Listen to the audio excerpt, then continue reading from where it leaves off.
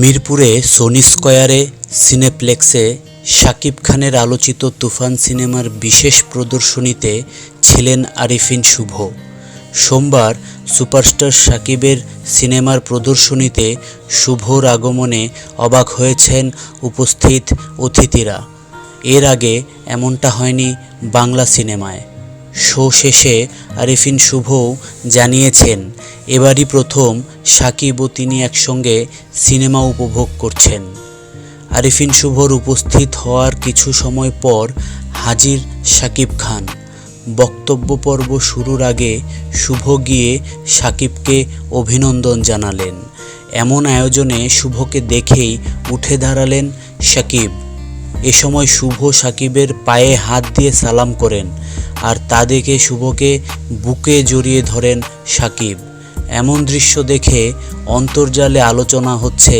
বড়দের প্রতি এমন সম্মানে প্রশংসায় ভাসছেন শুভ।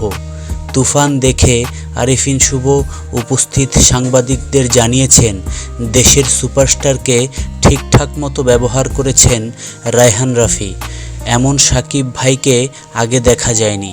আমরা এমন শাকিব ভাইকেই নিয়মিত পর্দায় চেয়েছি। এবার সেটি রাফি করে দেখালেন। তার মেকিং নিয়ে আলাদা করে বলার কিছুই নেই। দারুণ। শাকিব ভাই ইন্ডাস্ট্রির বড় ভাই। তার এমন পারফরমেন্স আমাদের অনুপ্রেরণা ও সাহস যোগাবে।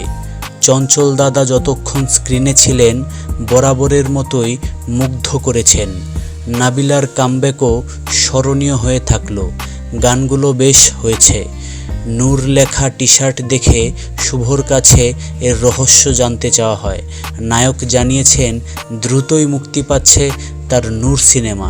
এ সময় শুভর পাশে উপস্থিত ছিলেন সিনেমাটির নায়িকা ঐশীও। নূর সিনেমা পরিচালনা করেছেন রায়হান রাফি।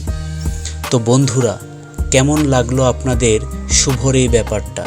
অবশ্যই কমেন্টে জানাতে ভুলবেন না। আর ভিডিওটি ভালো লাগলে অবশ্যই ভিডিওটিকে লাইক করবেন, শেয়ার করবেন। আর আমাদের চ্যানেলের সমস্ত ভিডিও সবার আগে পেতে অবশ্যই চ্যানেলটিকে সাবস্ক্রাইব করবেন।